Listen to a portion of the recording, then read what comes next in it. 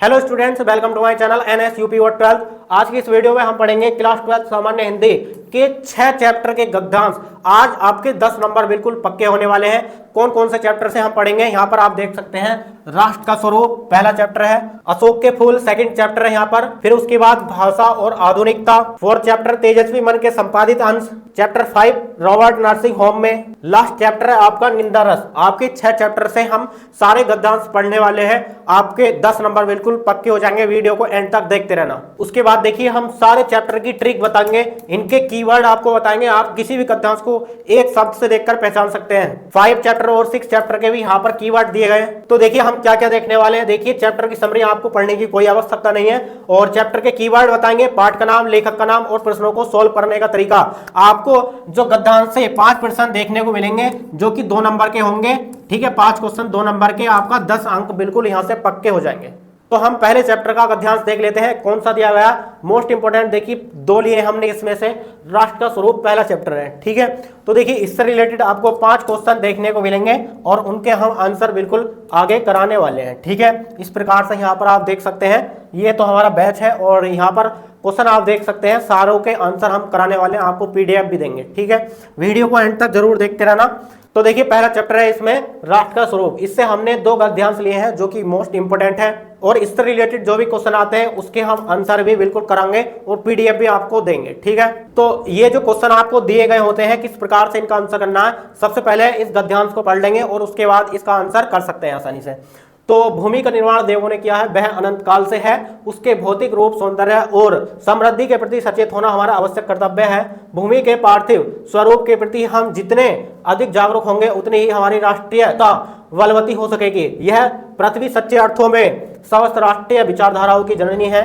जो राष्ट्रीयता पृथ्वी के साथ नहीं जुड़ी वह निर्मूल होती है। राष्ट्रीयता की जड़ें पृथ्वी में जितनी गहरी होंगी उतना ही राष्ट्रीय भावों का अंकुर पल्लवित होगा। इसलिए पृथ्वी के भौतिक स्वरूप की अगोपतन जानकारी प्राप्त करनी, उसकी सुंदरता, उपयोगिता और महिमा को पहचानना आवश्यक धर्म है। ठीक है, सबसे पहले इस प्रकार से पहले को पढ़ लेंगे, आप उसका आंसर आसानी से कर सकते हैं। ठीक है, जैसे कि उपरोक्त गद्यांश के शीर्षक एवं लेखक का नाम लिखिए। तो शीर्षक का मतलब है कि इसके पाठ का नाम। यदि आप इस प्रकार से इसको पहचान लेंगे पहले को ये कौन से पाठ से लिया गया है, तो इसका कीवर्ड हम दिखा देते हैं। जब भी आपको इस प्रकार से राष्ट्र, जन, राष्ट्रीयता, पृथ्वी, धरती, धरती माता, भूमि, वसुंधरा, संस्कृति और मातृभूमि, साहित्य, कला और नृत्य गीत, इस प्रकार के कीवर्ड यदि किसी गद्यांश में देखने को मिलते हैं तो आप समझ जाना कि राष्ट्र का स्वरूप नामक पाठ से लिया गया है, जिसके लेखक वासुदेव शरण अग्रवाल है। ठीक है, तो यहाँ पर हम कैसे पहचानेंगे, यहाँ पर भूमि दिया गया है। ठीक है, और यहाँ पर देखिए भूमि और राष्ट्रीयता और यहाँ पर राष्ट्रीय। ठीक है, इस प्रकार से हमें बहुत से चीजें देखने को मिलेंगी तो हम पहचान लेंगे कि ये राष्ट्र का स्वरूप नामक पाठ से लिया गया है, जिसके लेखक वासुदेव शरण अग्रवाल जी हैं। ठीक है, तो अब हम इन क्वेश्चन को पढ़ेंगे। तो इसके शीर्षक कौन है, शीर्षक मतलब पाठ का नाम। पाठ का नाम क्या है, राष्ट्र का स्वरूप। ठीक है, शीर्षक हो गया। उसके बाद लेखक का नाम वासुदेव शरण अग्रवाल। पहले क्वेश्चन का आंसर हो गया, ये 2 नंबर आपके फिक्स हो गए। उसके बाद राष्ट्र के प्रति हमारा आवश्यक कर्तव्य क्या है। तो राष्ट्र के प्रति हमारा आवश्यक कर्तव्य क्या है, यदि आप इसको अच्छे से पढ़ लेंगे तो बहुत आसानी से इसका आंसर कर सकते हैं। ठीक है, तो राष्ट्र के प्रति हमारा आवश्यक कर्तव्य क्या है, तो यहाँ पर आप देख सकते हैं इसी में से आपको आंसर मिल जाएगा। ठीक है, तो देखिए यहाँ पर आपको देखने को मिलेगा आवश्यक कर्तव्य। ठीक है, तो यहाँ से इसका आंसर कर सकते हैं कि उसके भौतिक रूप, सौंदर्य और समृद्धि के प्रति सचेत होना हमारा आवश्यक कर्तव्य है। इस प्रकार से इसका यहाँ तक आंसर हो जाएगा।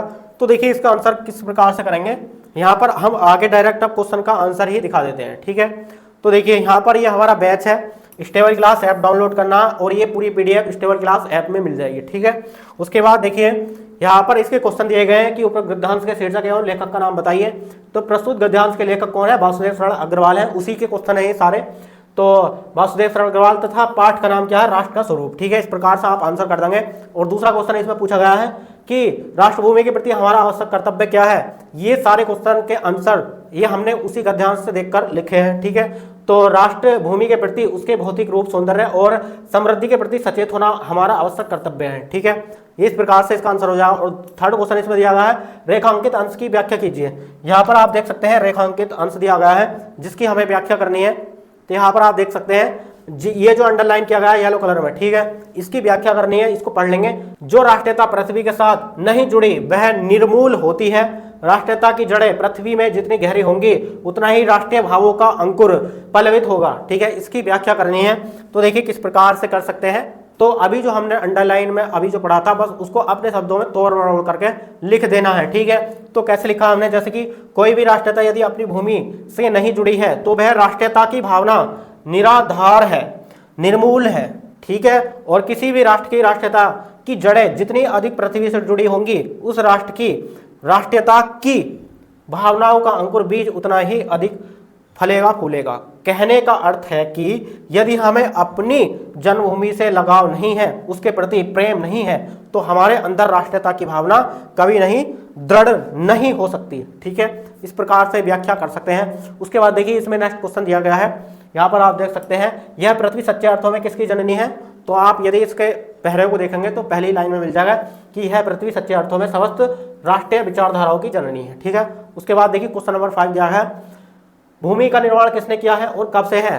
भूमि का निर्माण देवों ने किया है, वह अनंत काल से है, ठीक है। तो इस प्रकार से पांचों क्वेश्चन के आंसर हो जाते हैं, आपको इस प्रकार से 10 नंबर मिल जाएंगे, ठीक है। उसके बाद देखिए हम इस पार्ट से एक और गद्यांश देखने वाले हैं। यहाँ पर आप देख सकते हैं कि धरती माता की कोख में जो अमूल्य निधियां भरी हैं जिनके कारण वह वसुंधरा कहलाती है, ठीक है, उनसे कौन परिचित न होना चाहेगा। लाखों करोड़ों वर्षों से अनेक प्रकार की धातुओं को पृथ्वी के गर्भ में पोषण मिला है। दिन रात बहने वाली नदियों के पहाड़ों को पीस पीस कर अगणित प्रकार की मिट्टियों से पृथ्वी की देह को सजाया है। हमारे भावी आर्थिक अभ्युदय के लिए इन सब की जांच पड़ताल अत्यंत आवश्यक है, ठीक है। इससे रिलेटेड देखिए आपको 5 क्वेश्चन दिए गए हैं जो कि 2-2 नंबर के हैं।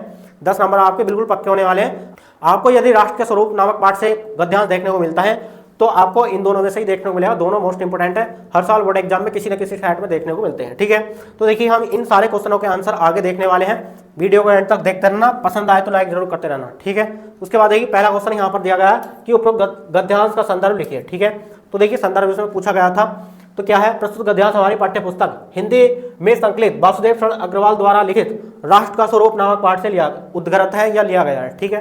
तो कीवर्ड आप पहचान लेंगे, भूमि, पृथ्वी या राष्ट्र, इस प्रकार से के कीवर्ड देखने को मिलेंगे तो आप तुरंत पहचान लेंगे कि राष्ट्र का स्वरूप नामक पाठ से लिया गया है जिसके लेखक वासुदेव शरण अग्रवाल है, ठीक है। तो यहाँ पर लिखा है कि प्रस्तुत गद्यांश हमारी पाठ्य पुस्तक हिंदी में संकलित वासुदेव शरण अग्रवाल द्वारा लिखित राष्ट्र का स्वरूप नामक पाठ से उद्गृत है या लिया गया है, ठीक है। इस प्रकार से आप लिख सकते हैं, बिल्कुल सिंपल है। उसके बाद देखिए सेकंड क्वेश्चन, हमारे आर्थिक अभ्युदय के लिए क्या आवश्यक है।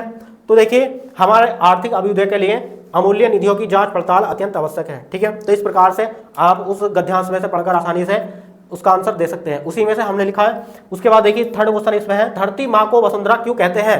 तो धरती माँ की कोख में अमूल्य निधियां भरी हैं जिनके कारण वह वसुंधरा कहलाती है, ठीक है।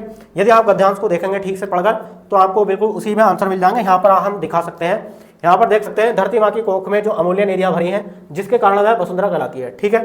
सारे क्वेश्चनों के आंसर इसी गद्यांश से आप आसानी से कर सकते हैं। उसके बाद देखिए हम नेक्स्ट चैप्टर में देखने वाले हैं।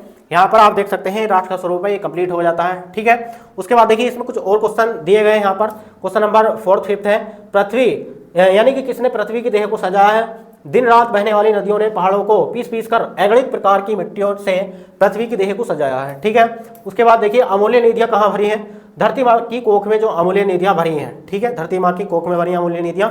तो इस प्रकार से ये कंप्लीट हो जाता है। अब हम उसके बाद देखिए आपको नेक्स्ट गद्यांश दिया गया है अशोक के फूल, ठीक है, जो कि मोस्ट इंपोर्टेंट गद्यांश लिया है हमने, बहुत बार बोर्ड एग्जाम में पूछा गया, ठीक। तो देखिए कहते हैं दुनिया बड़ी भुलक्कड़ है, केवल उतना ही याद रखती है जितने से उसका स्वार्थ सजता है, ठीक है, और बाकी को फेंक कर आगे बढ़ जाती है। शायद अशोक से उसका स्वार्थ नहीं सधा, क्योंकि उसे वह याद रखती है सारा संसार स्वार्थ का अखाड़ा ही तो है। अशोक का वृक्ष जितना भी मनोहर हो उतना ही रहस्यमय हो, जितना भी अलंकार में हो, परंतु है वह उस विशाल समान सभ्यता की परिष्कृत रुचि का ही प्रतीक जो साधारण प्रजा के परिश्रमों पर पली थी, उसके रक्त के संसार कणों को खाकर बड़ी हुई थी और लाखों करोड़ों की उपेक्षा से समृद्ध हुई थी। वे समांत उखड़ गए, समाज ढह गए और मतनोत्सव की धूमधाम ही मिट गई, ठीक है। 2025-2023 में पूछा गया है और भी पूछा गया है ये कई बार, लेकिन हमने यहाँ पर इतना नोट ध्यान नहीं दिया, ठीक है। तो यहाँ पर देखिए 5 क्वेश्चन दिए गए हैं जो कि इससे रिलेटेड ही हैं, ठीक है। इसमें से पढ़कर हम आसानी से आंसर कर सकते हैं। तो देखिए 5 क्वेश्चन कौन से हैं, अभी हमने जो दिखाए सारों का आंसर यहाँ पर आप देख सकते हैं कि प्रस्तुत गद्यांश के लेखक व पाठ का नाम लिखिए, स्पष्ट कीजिए। प्रस्तुत गद्यांश के लेखक हजारी प्रसाद द्विवेदी जी हैं तथा पाठ का नाम अशोक का फूल, ठीक है। पाठ का नाम क्या, अशोक का फूल, और इसके लेखक हजारी प्रसाद द्विवेदी जी हैं, ठीक है। आपको स्क्रीनशॉट करने का मौका दिया जाएगा, बस वीडियो का एंड तक देखते रहना। लाइक नहीं किए तो लाइक जरूर कर देना, ठीक। रेखांकित अंश की व्याख्या कीजिए, 2023 में पूछा गया है। लेखक द्विवेदी जी कहते हैं कि यह संसार बड़ा ही स्वार्थी है, यह केवल उन्हीं बातों को याद रखता है जिससे उसके स्वार्थ की सिद्धि होती है, ठीक है। तो यहाँ पर आप देख सकते हैं गद्यांश, ये जो अंडरलाइन किया है इसका हमने व्याख्या की है, ठीक है। तो यहाँ पर आप पढ़ सकते हैं, इसका स्क्रीनशॉट ले सकते हैं, और क्वेश्चन का आंसर ये इस प्रकार से है, रेखांकित अंश की जो व्याख्या है, ठीक। उसके बाद लेखक ने दुनिया को भुलक्कड़ क्यों कहा है, 2025 में पूछा गया है। तो लेखक का मानना है कि दुनिया केवल उन्हीं बातों को याद रखती है जिससे उसका स्वार्थ जुड़ा होता है, ठीक है। यदि किसी व्यक्ति या वस्तु से उसे कोई लाभ नहीं होता तो वह उससे भूलकर आगे बढ़ जाती है। इसी कारण अशोक जैसे वृक्ष को भी भुला दिया गया क्योंकि उससे दुनिया को कोई स्वार्थ नहीं था, ठीक है। तो ये इस प्रकार से इसका आंसर हो जाता है। मैं साइड हो जाता हूं, आप स्क्रीनशॉट कर लेंगे, ठीक है। 2025 में क्वेश्चन पूछा गया है, ठीक है। तो अशोक वृक्ष उस विशाल समान सभ्यता की परस्पर रुचि का प्रतीक है जो साधारण प्रजा के परिश्रम, उनके रक्त और उनकी उपेक्षा का आधारित थी, ठीक है। तो इस प्रकार से इसका आंसर हो जाता है। उसके बाद देखिए नेक्स्ट क्वेश्चन, प्रस्तुत गद्यांश में किस प्रसंग की चर्चा की गई, 2023 में पूछा गया है, ठीक है। यानी कि जो प्रस्तुत गद्यांश है इसमें प्रसंग की चर्चा की गई, ठीक है, वो बताना क्या है। प्रस्तुत गद्यांश में साहित्यकार द्वारा अशोक के फूल को भूल जाने की आलोचना की गई, ठीक है। अशोक के फूल को भूल जाने की आलोचना की गई है, ये इसका आंसर हो जाता है। मैं साइड हो जाता हूँ, आप इसका स्क्रीनशॉट ले लेंगे, ठीक है। उसके बाद देखिए हम नेक्स्ट चैप्टर से पढ़ेंगे, प्रोफेसर जी सुंदर रेड्डी से है, ठीक है। और पाठ का नाम क्या है, भाषा और आधुनिकता, ठीक है। तो अभी हमने कीवर्ड नहीं देखे हैं, तो यहाँ पर आप देख सकते हैं, इससे भी हम कीवर्ड देखने वाले हैं। हमने पिछले चैप्टरों के अभी कीवर्ड नहीं देखे थे, तो उसके भी कीवर्ड हम दिखा देते हैं, ठीक है। तो देखिए किसी भी पार्ट के गद्यांश को पहचानने की ट्रिक क्या है, तो देखिए हमने सारे चैप्टरों के कीवर्ड दे दिए हैं। यहाँ पर हम सारे चैप्टर के कीवर्ड एक बार देखेंगे, फिर उसके बाद सारे गद्यांश के क्वेश्चन और सारे गद्यांश को देखेंगे, ठीक है। तो यहाँ पर देखिए दूसरा है अशोक के फूल, अशोक वृक्ष, अशोक का फूल और कालिदास दुनिया बड़ी भुलक्कड़ है, और ये जो है डॉक्टर हजारी प्रसाद द्विवेदी जी का है, ठीक है। यदि इस प्रकार के कीवर्ड देखने को मिल जाते हैं तो आप तुरंत समझ जाएंगे कि अशोक के फूल नामक पाठ से लिया गया है, जिसके लेखक हजारी प्रसाद द्विवेदी हैं। और थर्ड चैप्टर है भाषा और आधुनिकता, जो हम अभी दिखा रहे थे। भाषा की बात अवश्य है, नए शब्द, नए मुहावरे, आधुनिकता और पंडितों की दिमागी कसरत और आविष्कार, ठीक है। तो इस प्रकार के कीवर्ड देखने को मिल जाएंगे तो आप तुरंत समझ जाएंगे कि यह भाषा और आधुनिकता नामक पाठ से लिया गया है, जिसके लेखक प्रोफेसर जी सुंदर रेड्डी हैं, ठीक है। उसके बाद देखिए नेक्स्ट है तेजस्वी मन के संपादित अंश, जिसके लेखक डॉक्टर APJ अब्दुल कलाम है। तो देखिए इसमें कीवर्ड आपको देखने को मिलेंगे, समृद्धि और अध्यात्म, समृद्ध देश, G8 देश और युवा छात्रों और विकसित देश और विकसित भारत, ठीक है। इस प्रकार के कीवर्ड मिलेंगे, आप यहाँ पर स्क्रीनशॉट कर सकते हैं। उसके बाद देखिए नेक्स्ट चैप्टर के कीवर्ड यहाँ पर दिए गए हैं, रॉबर्ट नर्सिंग होम में, जिसके लेखक है कन्हैयालाल मिश्र प्रभाकर, ठीक है। नस्तर, मदर टेरेसा और जो जितनी बूढ़ी उतनी अधिक मुस्कान में, ठीक है। और लास्ट चैप्टर है निंदा रस, ठीक है। तो इसमें निंदा मिलेगा, ईर्ष्या, देश और धृतराष्ट्र भीम, ठीक है। यदि आपको इस प्रकार के कीवर्ड देखने को मिल जाते हैं आप तुरंत समझ जाएंगे कि ये निंदा रस नामक पाठ से लिया गया है, जिसके लेखक हरिशंकर प्रसाई हैं, ठीक है। तो देखिए गद्यांश क्या है, भाषा स्वयं संस्कृति का एक अटूट अंग है। संस्कृति परंपरा से निःसृत होने पर भी परिवर्तनशील और गतिशील है। उसकी गति विज्ञान की प्रगति के साथ जोड़ी जाती है, ठीक है। और वैज्ञानिक आविष्कार के प्रभाव के कारण अद्भुत नई संस्कृति हलचलों को शाब्दिक रूप देने के लिए भाषा के परंपरागत प्रयोग पर्याप्त नहीं है। इसके लिए नए प्रयोगों की, नई भाव योजनाओं को व्यक्त करने के लिए नए शब्दों की खोज की महती आवश्यकता है, ठीक है। तो इस प्रकार से ये गद्यांश है, और इसके ये 5 क्वेश्चन दिए गए हैं, जो कि ये भी 2-2 नंबर के हैं, 10 नंबर के पूछे जाते हैं, ठीक है। तो क्या है, पूछा गया है कि उपरोक्त गद्यांश के पाठ का शीर्षक और लेखक का नाम लिखिए, ठीक है। और उसके बाद किसकी गति विज्ञान की प्रगति के साथ जोड़ी जाती है, ठीक है। नेक्स्ट है रेखांकित अंश की व्याख्या। इस प्रकार से सारे क्वेश्चन हम आगे देखेंगे, ठीक है। यहाँ पर आप देख सकते हैं पहला क्वेश्चन यहाँ पर दिया गया है कि उपरोक्त गद्यांश के पाठ का शीर्षक और लेखक का नाम बताइए, ठीक है। 2024-2025 में पूछा गया है। तो देखिए इस प्रकार से आप आंसर करेंगे, प्रस्तुत गद्यांश के पाठ का शीर्षक कौन है, भाषा और आधुनिकता। ठीक है, यानी कि पाठ का नाम क्या है, भाषा और आधुनिकता। आप इसको ब्लैक पेन से यूज कर सकते हैं तथा लेखक का नाम इसको भी ब्लैक पेन से लिख सकते हैं, प्रोफेसर जी सुंदर रेड्डी। ठीक है, उसके बाद देखिए नेक्स्ट क्वेश्चन इसमें दिया गया है कि किसकी गति विज्ञान की प्रगति के साथ जोड़ी जाती है। ठीक है, किसकी गति विज्ञान की प्रगति के साथ जोड़ी जाती है, संस्कृति की गति विज्ञान की प्रगति के साथ जोड़ी जाती है। ठीक है, तो देखिए इन सारे क्वेश्चन के आंसर उस गद्यांश को पढ़कर कर सकते हैं। ठीक है, तो देखिए रेखांकित अंश की व्याख्या यहाँ पर आप देख सकते हैं, ये जो रेखांकित किया गया है, ये जो लाइन भाषा स्वयं संस्कृति का एक अटूट अंग है। ठीक है, इस जो अंडरलाइन किया गया है इसका आंसर यहाँ पर लिखना है। ठीक है, रेखांकित अंश की व्याख्या कि प्रस्तुत गद्यांश के माध्यम से लेखक कहना चाहता है कि भाषा किसी भी संस्कृति का महत्वपूर्ण अंग होती है। ठीक, उसके बाद अभिव्यक्त का माध्यम होने के कारण भाषा की भूमिका अत्यधिक महत्वपूर्ण हो जाती है। भाषा का निर्माण समाज के द्वारा किया जाता है, अतः समाज द्वारा संस्कृति एवं भाषा भी परिवर्तनशील है। भाषा में होने वाले परिवर्तन का संबंध विज्ञान की प्रगति के साथ भी है। ठीक है, तो ये इस प्रकार से रेखांकित अंश की व्याख्या हो जाती है। मैं साइड हो जाता हूं, आप स्क्रीनशॉट कर लेंगे। ठीक है, उसके बाद देखिए इसमें नेक्स्ट क्वेश्चन दिया गया है कि नए शब्दों की खोज क्यों आवश्यक है। 2024 में पूछा गया है, नए विचारों, नए वैज्ञानिक आविष्कारों और नई सोच को पुरानी भाषा वहन नहीं कर सकती। ठीक है, मतलब कहने का ये है कि जो नए विचार हैं, ठीक, नए विचारों, नए वैज्ञानिक आविष्कारों और नए सोच को पुरानी भाषा वहन नहीं कर सकती, इसलिए नए शब्दों की खोज आवश्यक है। ठीक है, क्लियर। उसके बाद नेक्स्ट क्वेश्चन दिया गया है, अद्भुत और परंपरागत शब्दों के अर्थ लिखिए। 2025 में पूछा गया है।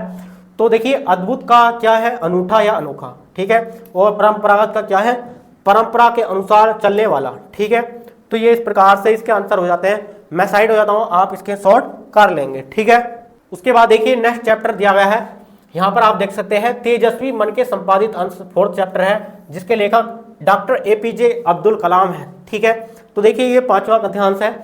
सबसे पहले हम गद्यांश को पढ़ लेंगे। क्या है, जो कुछ भी हम इस संसार में देखते हैं वह ऊर्जा का ही स्वरूप है।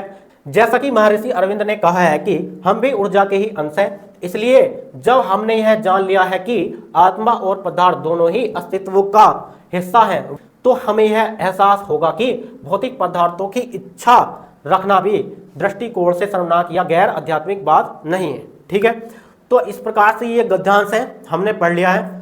तो अब हम इसके क्वेश्चन देखेंगे। जैसे कि पहला क्वेश्चन है, उपरोक्त गद्यांश का संदर्भ लिखिए, रेखांकित अंश की व्याख्या कीजिए, महर्षि अरविंद ने क्या कहा है। उसके बाद देखिए यहाँ पर ये सारे क्वेश्चनों के आंसर हमने लिखे हैं।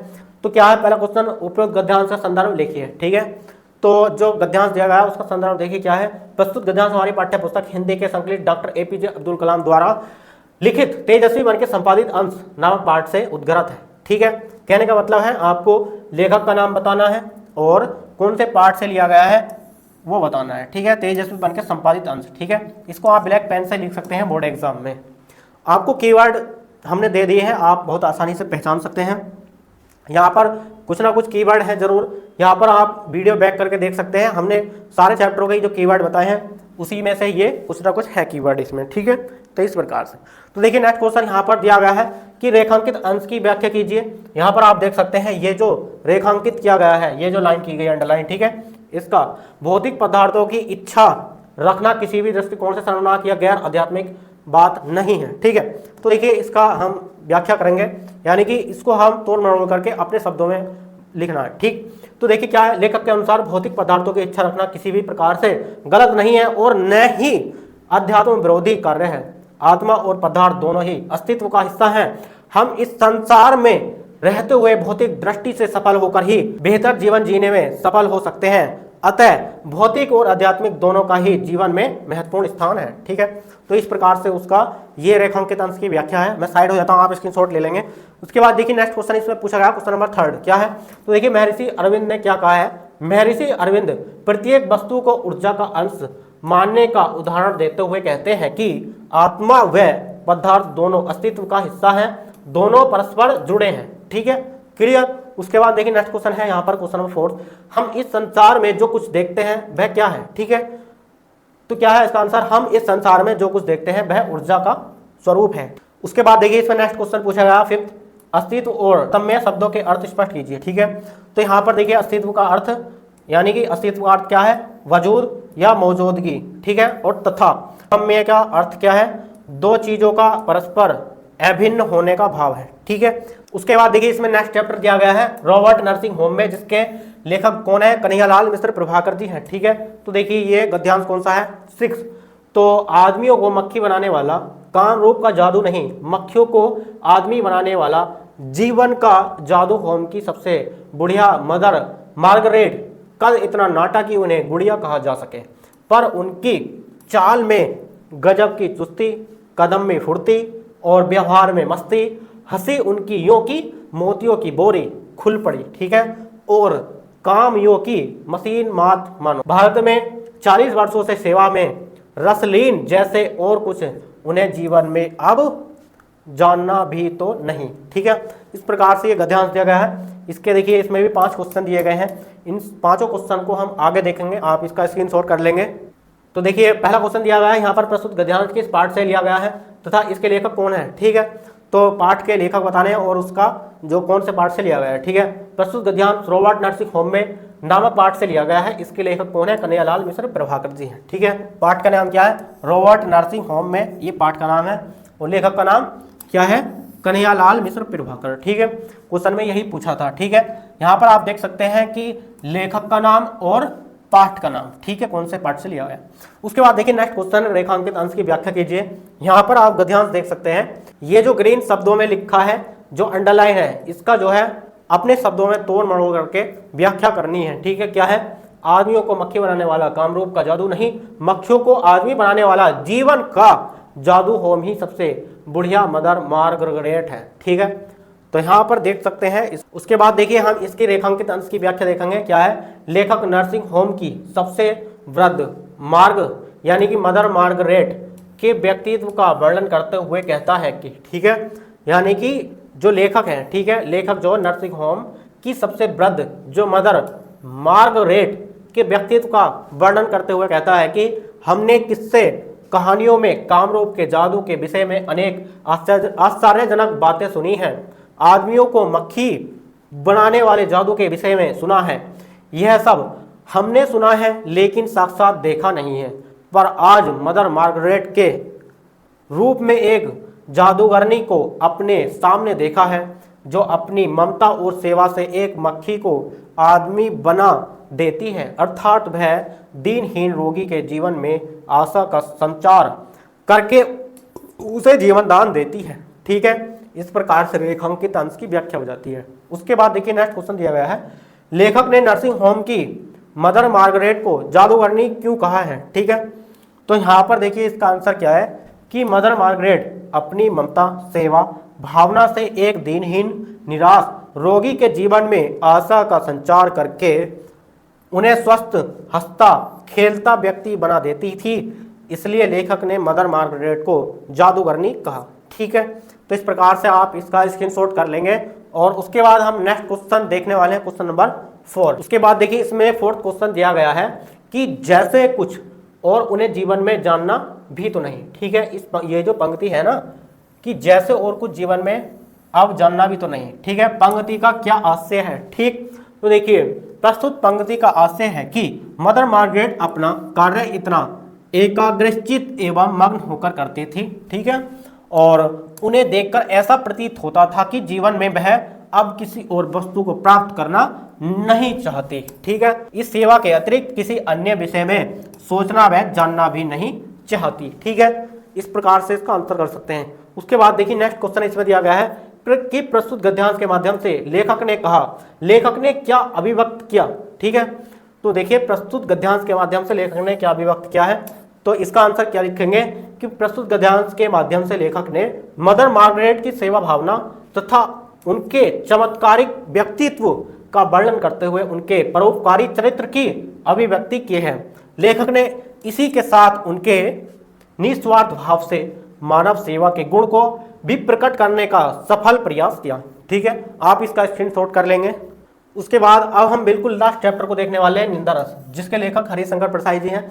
ये गद्यांश 7। ठीक है, अब तक हम 5 चैप्टर पढ़ चुके हैं, ये छठा चैप्टर है, बिल्कुल लास्ट चैप्टर। इसको भी वीडियो को पूरा एंड तक देखते रहना, लाइक नहीं किया तो लाइक जरूर कर देना, ठीक है। अब तक आपके बिल्कुल 10 नंबर पक्के होने वाले हैं, इन्हीं में से आपको एक गद्यांश जरूर मिलेगा, ठीक। तो देखिए लास्ट गद्यांश यहाँ पर क्या दिया गया है कि निंदा कुछ लोगों की पूंजी होती है, बड़ा लंबा चौड़ा व्यापार फैलाते हैं, वे इस पूंजी से कई लोगों की प्रतिष्ठा ही दूसरों की कलंक कथाओं के परायण पर आधारित होती है। बड़े रस विभोर होकर वे जिस तिसकी सत्य संकलिप्त कलंक कथा सुनाते हैं और स्वयं को पूर्ण संत समझने की तुष्टि का अनुभव करते हैं, ठीक है। तो ये गद्यांश है। यहाँ पर 5 क्वेश्चन दिए गए हैं, यहाँ पर 5 क्वेश्चन को आप पढ़ लेंगे, स्क्रीनशॉट कर लेंगे और इन 5 क्वेश्चन के हम आंसर देखने वाले हैं। पहला क्वेश्चन क्या है, उपरोक्त गद्यांश के लेखक और पाठ का नाम लिखिए, ठीक है। तो देखिए उपरोक्त गद्यांश के लेखक हरिशंकर परसाई है तथा पाठ का नाम क्या है, निंदारस, ठीक है। इसको आप ब्लैक पेन से लिख सकते हैं बोर्ड एग्जाम में कि उपरोक्त पाठ के लेखक कौन है, हरिशंकर परसाई, और तथा पाठ का नाम क्या है, निंदारस, ठीक। तो देखिए दूसरा क्वेश्चन, रेखांकित अंश की व्याख्या कीजिए। ये जो यहाँ पर आप देख सकते हैं जो रेखांकित किया गया है, इसको आप ठीक से दोबारा पढ़ें यहाँ तक, और इसकी देखिए व्याख्या क्या होगी। यहाँ पर क्या लिखा है कि प्रस्तुत अंश में लेखक निंदा करने वाले व्यक्तियों को विचित्र स्वभाव पर व्यंग करते हुए कहते हैं कि कुछ लोग निंदा को उस प्रकार महत्व देते हैं जैसे व्यापारी अपनी पूंजी को देता है, ठीक है। वे निंदा को अपनी पूंजी समझते हुए अपने लंबे चौड़े व्यापार को बढ़ाने में लगे रहते हैं और कई लोगों की प्रतिष्ठा का आधार व लक्ष्य दूसरे व्यक्ति की अधिक से अधिक निंदा करना होता है। उसका लक्ष्य होता है कि वे जितनी दूसरों की निंदा करेंगे उतनी ही अधिक लाभ की उन्हें प्राप्ति होगी, ठीक है। तो इस प्रकार से ये इसका आंसर है। और लास्ट क्वेश्चन इसमें दिया गया है कि निंदा किसकी पूंजी होती है। तो देखिए निंदा करने वाले निंदक की पूंजी निंदा होती है, ठीक। उसके बाद देखिए इसमें 4th क्वेश्चन दिया गया है कि सत्य संकलिप्त कलंक कथा का अर्थ स्पष्ट कीजिए, ठीक है। 2024 में पूछा गया है। सत्य संकलिप्त का मतलब है वास्तविक कल्पना, ठीक, और कलंक कथा का है दुष्प्रचार, ठीक। उसके बाद लास्ट क्वेश्चन दिया गया है कुछ लोगों की प्रतिष्ठा का आधार क्या होता है। 2019-20 में पूछा गया है कुछ लोगों की प्रतिष्ठा का आधार दूसरों की कलंक कथाओं को सुनना व निंदा करना होता है, ठीक है। आप इसका स्क्रीनशॉट कर लेंगे, ठीक। तो इस प्रकार से हमने 6 चैप्टर के गद्यांश को पढ़ा है और इसी में से आपको 100% एक गद्यांश देखने को मिलेगा। आपकी बिल्कुल अब तक 10 नंबर पक्के हो चुके हैं। और इस वीडियो को कम से कम आज देखें, 2 दिन बाद देखें, 3 दिन बाद देखें। आप यदि 2-3 बार इस वीडियो को देख लेते हैं तो आपके 100% 10 नंबर बिल्कुल पक्के हो जाएंगे। ये वीडियो कैसी लगी हमें कमेंट बॉक्स में कमेंट करके जरूर बताएं और अपने दोस्तों के साथ भी शेयर करना। और यदि आपको इसकी पूरे की PDF चाहिए तो आपको क्या करना, स्टेबल क्लास ऐप डाउनलोड करना प्ले स्टोर से, और प्ले स्टोर पर वहाँ पर ऐप में हमारे व्हाट्सअप नंबर भी दिया गया है, हमें मैसेज कर सकते हैं, ठीक है।